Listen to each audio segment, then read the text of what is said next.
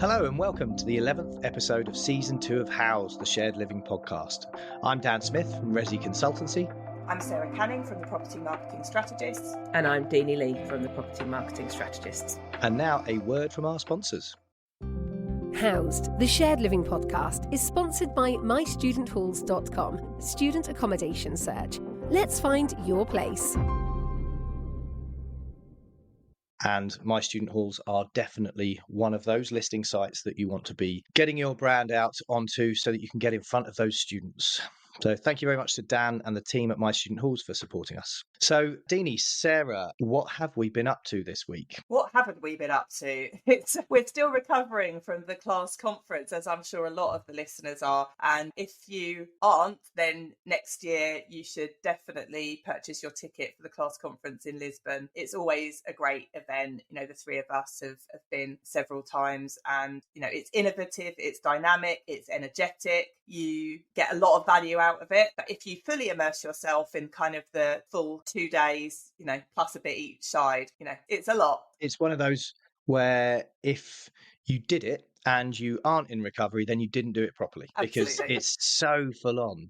So I was up there for 3 nights and was on 2 panels with Vita at their Circle Square properties, primarily focused on U-House, their BTR building. And I mean, it's incredibly impressive. Let me be really clear. That Vita proposition in Manchester is incredibly impressive. I know there were a lot of other tours at the same time, but it was packed to the rafters at Vita. You had Canvas as well, Homes for Students and the University Academy of 92 showing off one of their properties, Student FM and the Unite Students one with Lavanda as well. So some really good options right the way through from Student FM's fairly sort of Gen 1 stock on the Wednesday, right the way up to the Vita proposition as well. So just really good tours, very well organised. I was moderating a panel at Vita. Had Dawn from Vita there, who's the marketing director, George Adams from Colliers, Stuart Moore from Kooky, and a resident actually. And that was always, I find that really refreshing whenever there's a resident brought out onto one of these panels to talk about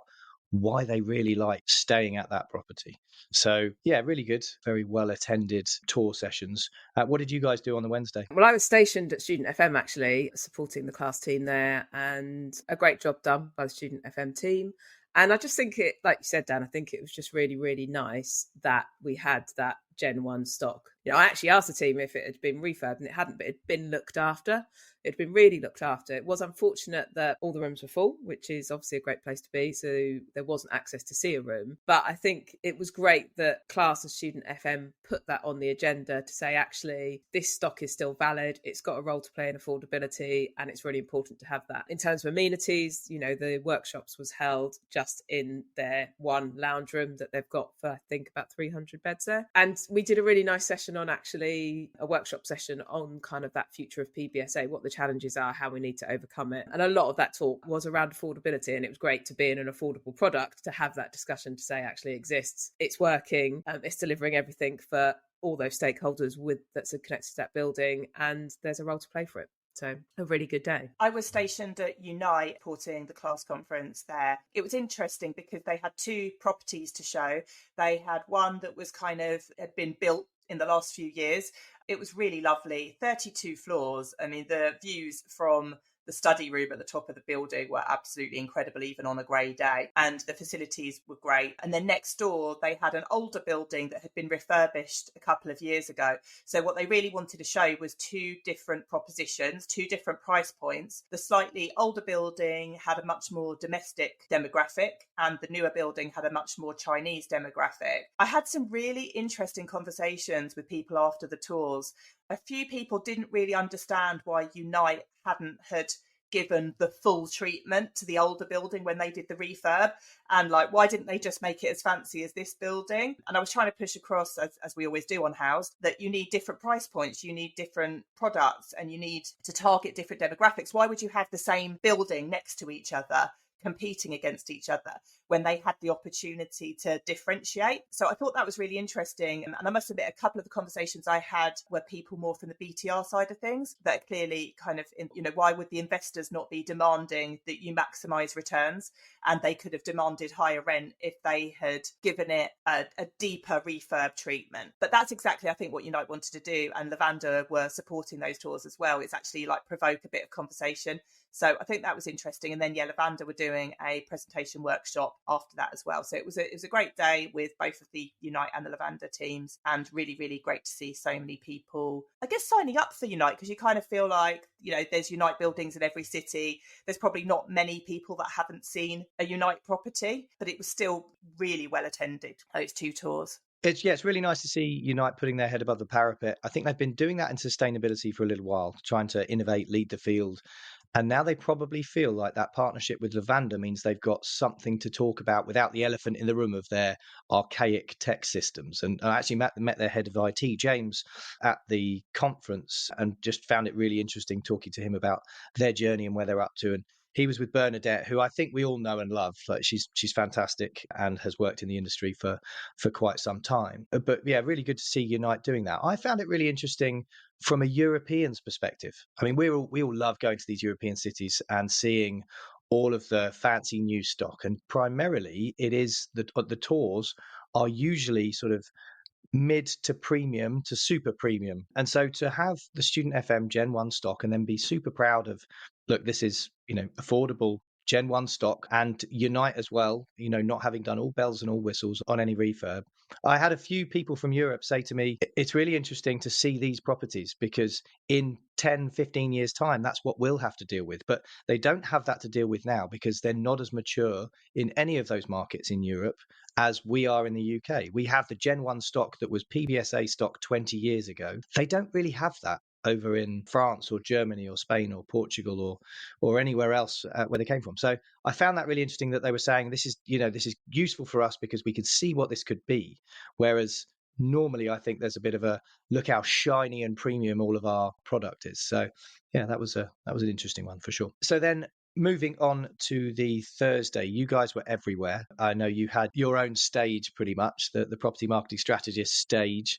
I've named it that. I don't think you actually, it was called that. It was really good to see you putting all that together from a women in PBSA perspective, tech and the various other sessions you did. So do you want to just talk us through what you were up to on the Thursday? I think we're just really pleased that it's something that Kellyanne at class supports, because I think those sessions are about that networking. It's not about us being on stage talking to everyone about what we think. It's really about engaging with those that turn up to those sessions and ensuring that everyone's got an opportunity to speak at the conference. If you want to come and share your insights or your knowledge, then you come to our kind of networking hub sessions and we just chat about things that's impacting the sector. We did start with the women's breakfast, which we did last year as well. And I think what is really nice about that is that, we still have a gender imbalance. And for women going into those conference sessions who are on their own and don't know anyone, it's a really good opportunity to go somewhere that is fully inclusive, that's welcome, that's about getting to know other people. And then if you want to hang out with that person for the rest of the conference, you've made that connection, you've got that opportunity. We went down the route this year of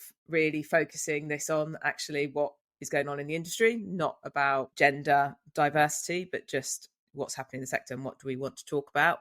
And it was actually, I had quite a few conversations on the Wednesday, both at the tours and at the awards session, where people were saying, actually, that's what I want. So I think there is definitely a place for having that space as women to just talk about what's impacting us as a sector. But I think what we discovered actually at the end of that session was actually there is still people on the other side that actually feel that we still should be talking about the gender imbalance and how we can support and propel and encourage women in the sector. All told, though, I think it was a really, really positive session, really well attended, and we had some brilliant discussions. And what I think was really pleasing for us and possibly where we want to go is that it wasn't because of the headphones that you have at the Class Foundation. If you haven't been there, you have to wear headphones to hear all the stages and all the speakers. So our women's networking breakfast wasn't the same.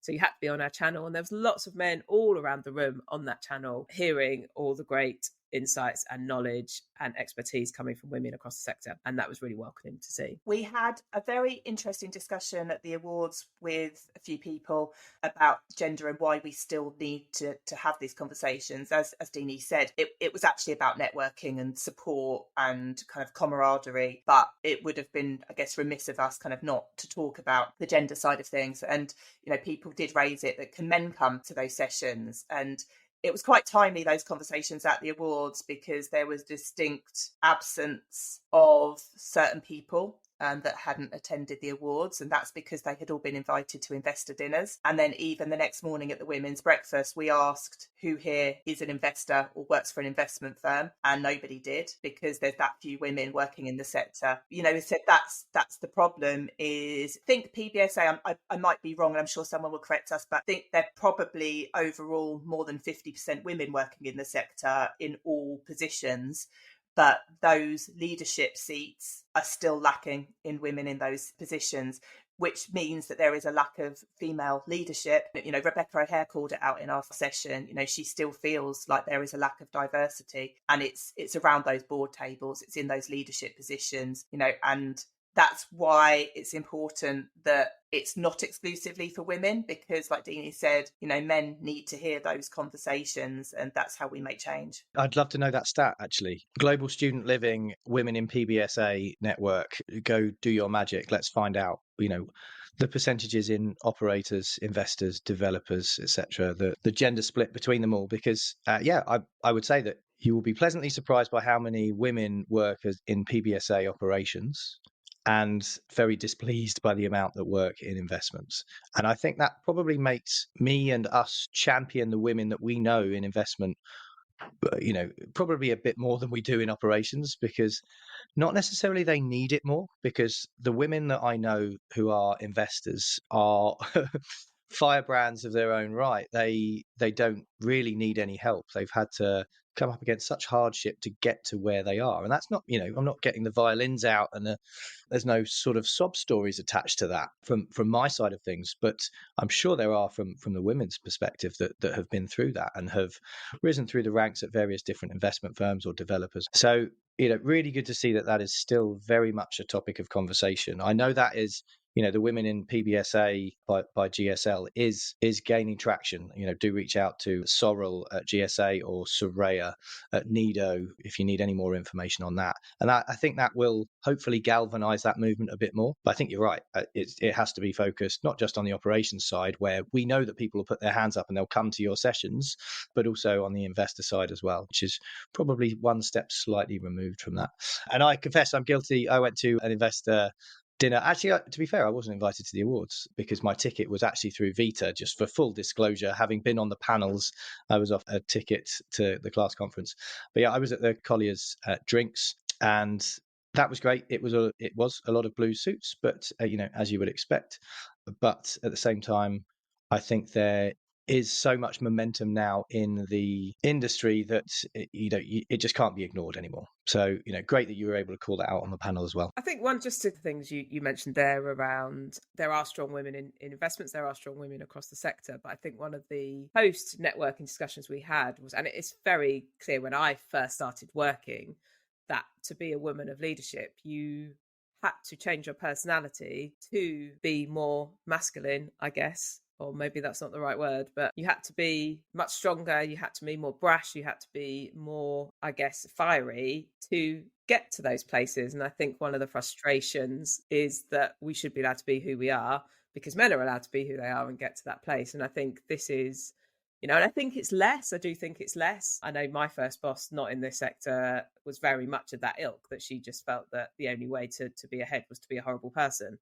I don't think she was a horrible person, but that's how she felt she had to do it, because then you didn't show any sensitivities. And I think that is something that potentially is still at risk. And I think that's something we've got to keep driving through. And just to talk about that, we did speak to a lot of men who were just saying, and I think it's right that we talk about this, saying they worry about saying the wrong thing.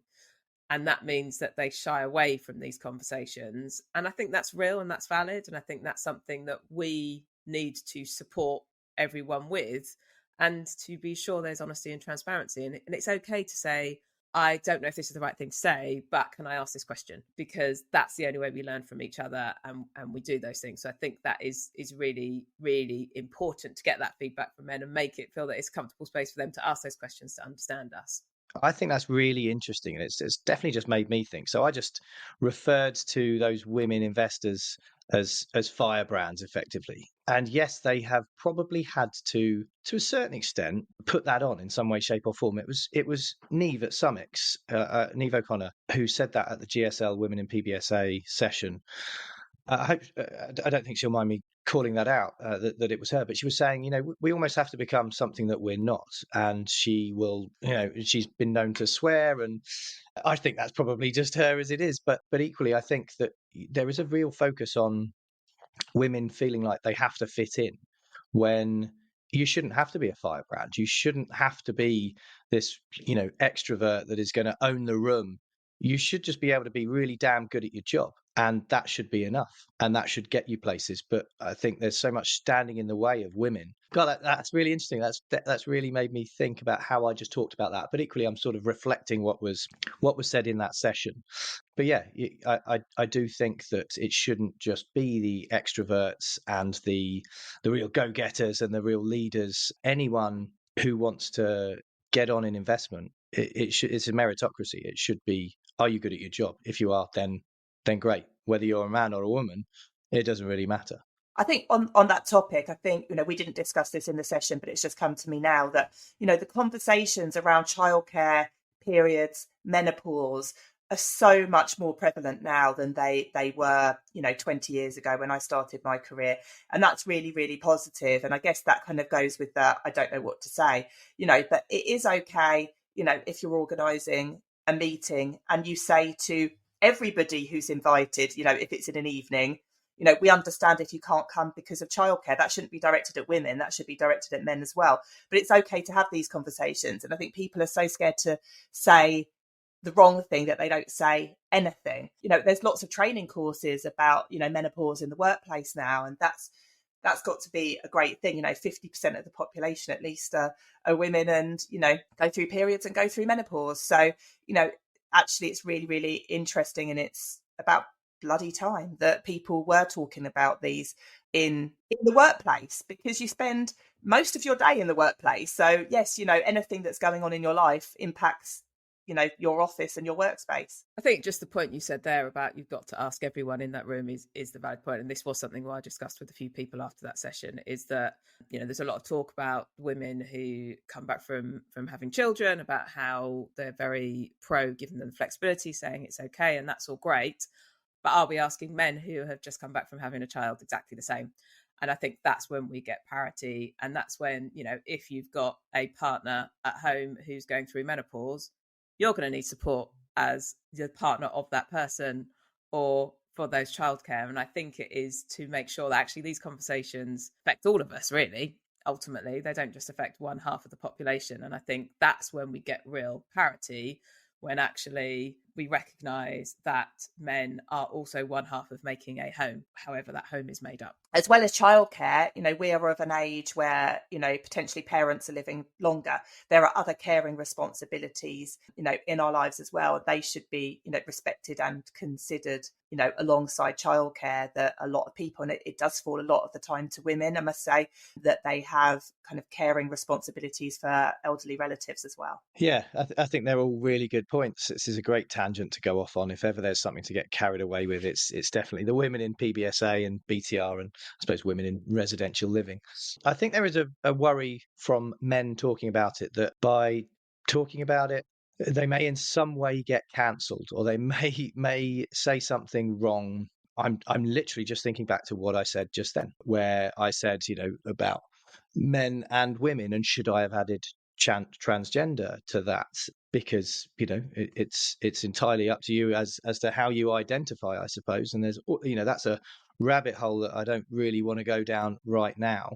But I am conscious that a lot of men do feel like they want to support in some way, shape, or form. And there are some brilliant leaders in PBSA, and also, I suppose, people of all levels who are incredibly supportive of women in the workplace. And I think that that's where we need to be able to talk about it And everybody needs to be able to put their hand up and say, right, I definitely don't know everything here. We need to support as much as we can. And that may be through policies, it may be through support in the workplace, just in meetings, but it may also then be, I really need to make the most of some of these policies myself. I need to do the shared parental leave or, adoption leave or whatever else it may be. And I do think that there's a lot to be said for men owning that space as well, because that will definitely enable that parity too. I think just to kind of move on, we didn't just discuss gender imbalance at the class conference. I'm just going to do a really quick kind of whiz through the other topics that we discussed. And if anybody wants more information about those that weren't able to come to the sessions, then get in touch with us or the class conference. Topics such as student mental well-being, but also those challenges around neurodiversity, anxiety, mental health will be coming into the workplace as well. That's something that the workplaces need to be supporting, not just about the residents. Technology was interesting. There were some comments around investors always want to see a reduction in staff cost if you're investing in technology. And that's not really the point. That's not really why we have technology. It's to, enable buildings to run efficiently. And you'd still need human beings as well.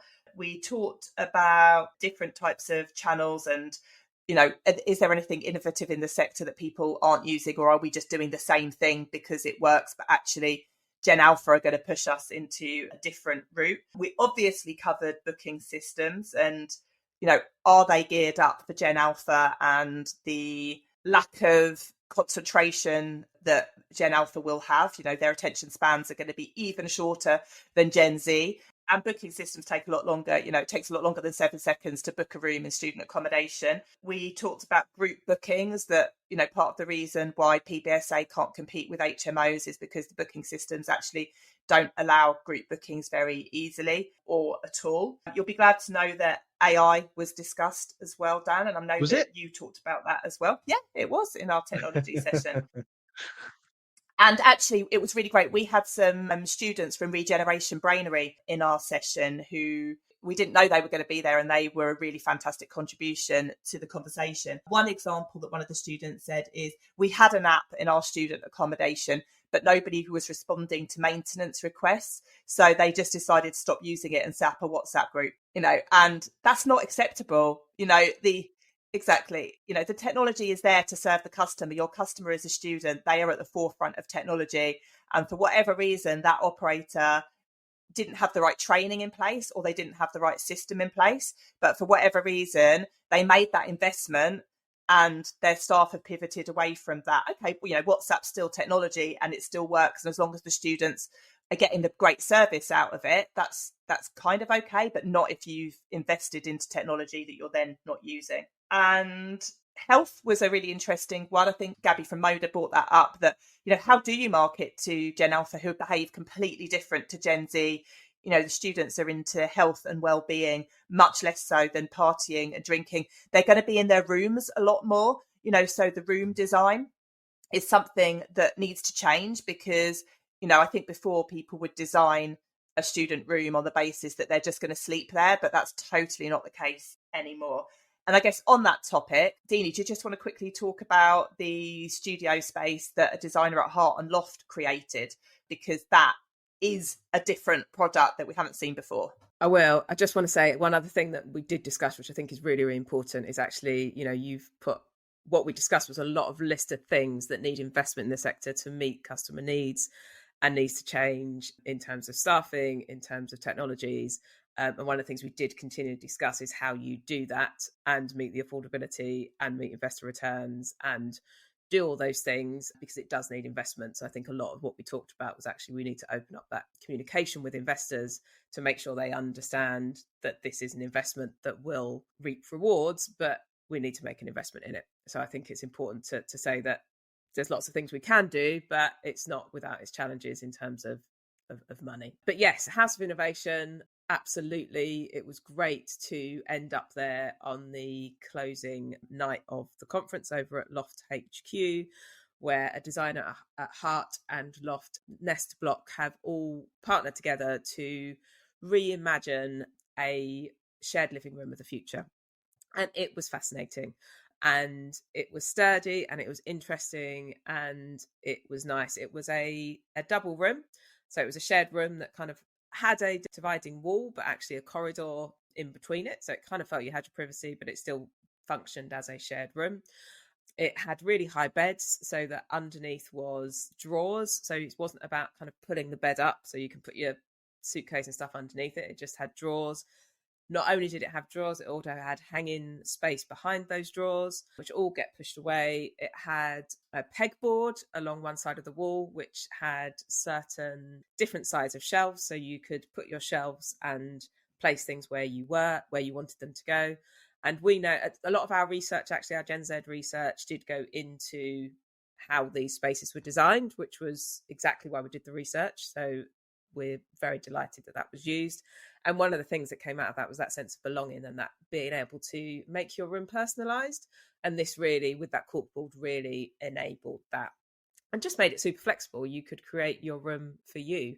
And a really nice sturdy mattress on it from Loft as well, which was great to see. So it looked comfortable, cozy, space saving, and personalised. One thing that I really loved about it, there were two halves to it, and one half of the room had a proper desk, and the other half had a flip up desk. So it could be that actually, if you've got loads of screens and maybe you're doing a course or you like gaming that means that you need fixed screens, then you could have the kind of more permanent desk. But actually, if you've just got a laptop and sometimes you like to sit at your desk, but sometimes you like to sit on your bed, and actually you're kind of carrying your laptop around with you, you can flip that desk up and then you can flip it down again and you've got more space, or you can use it as a table to eat at.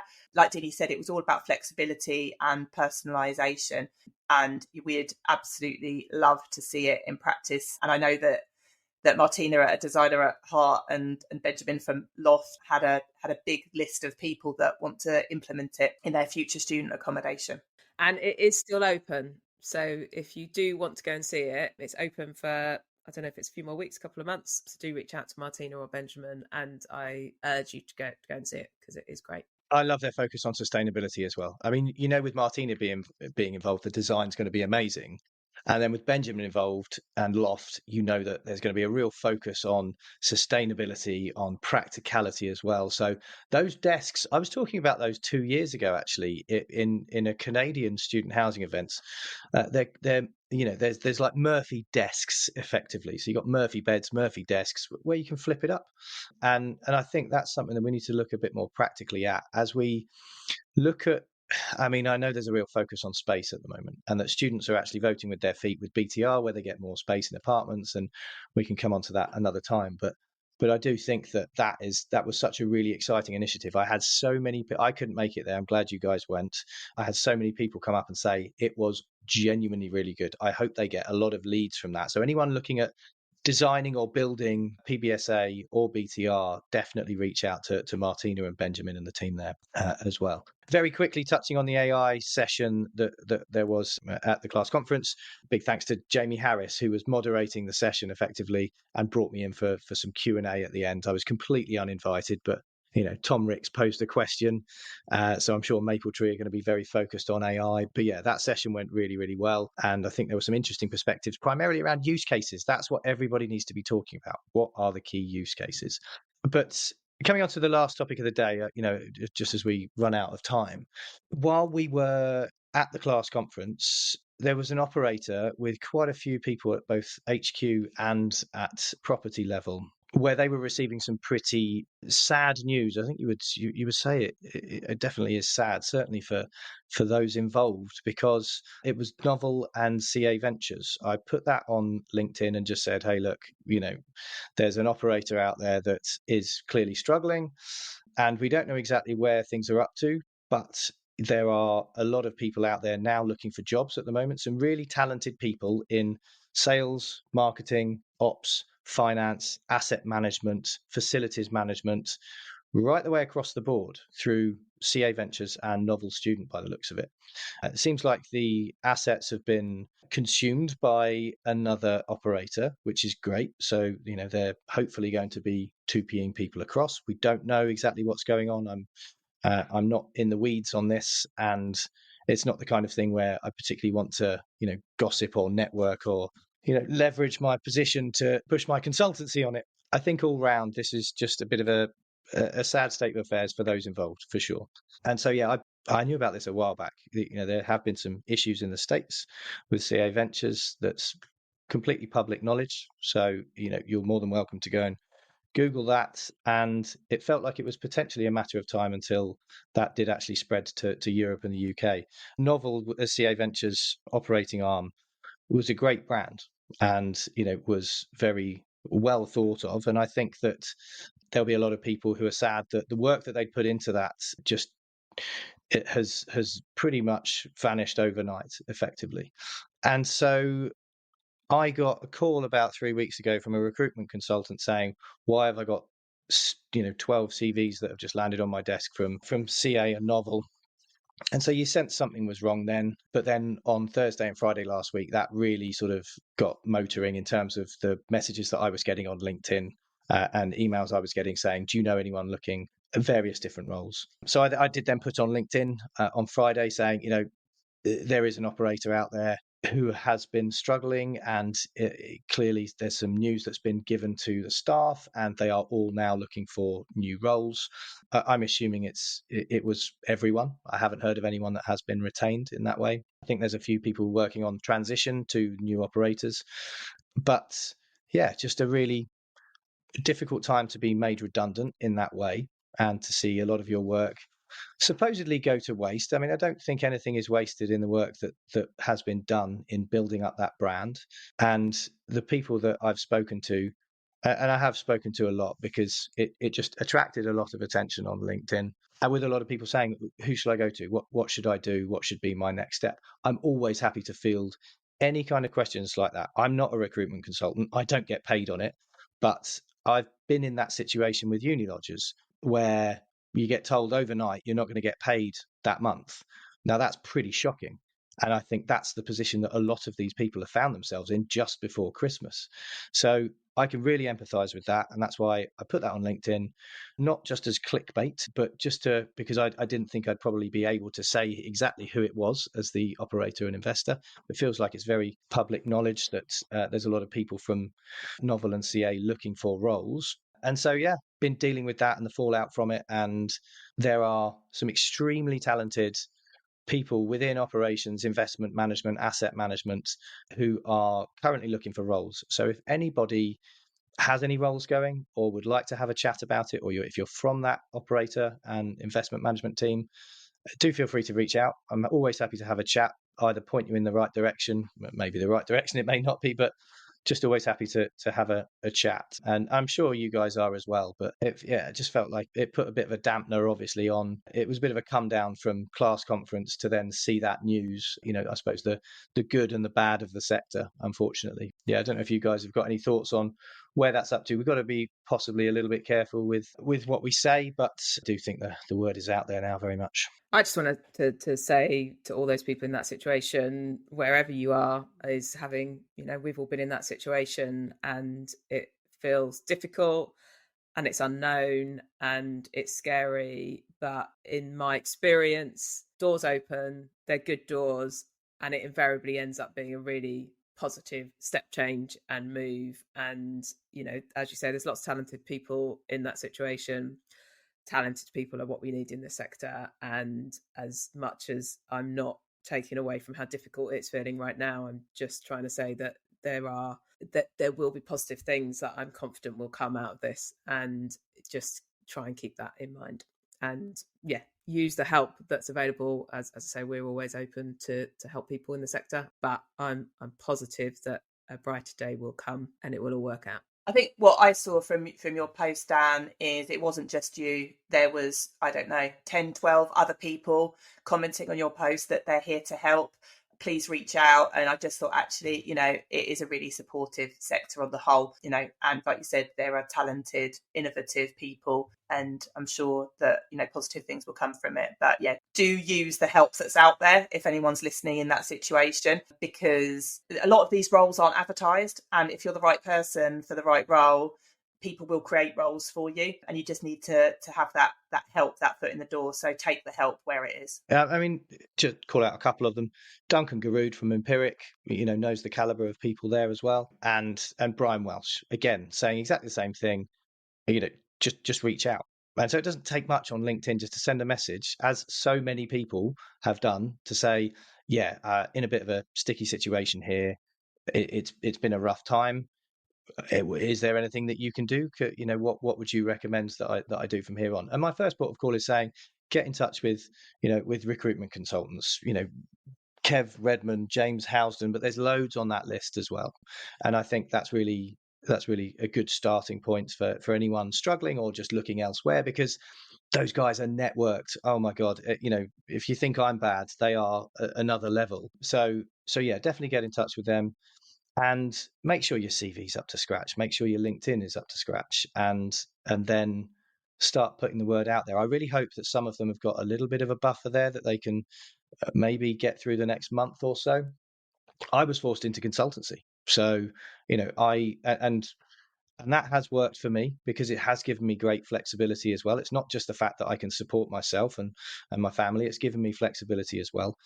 Not everyone will be in that position or will want to be in that position, and that's fine. So I think just reach out, be bold, don't be afraid of, messaging me or Brian Welsh or Sarah or Deenie or anyone.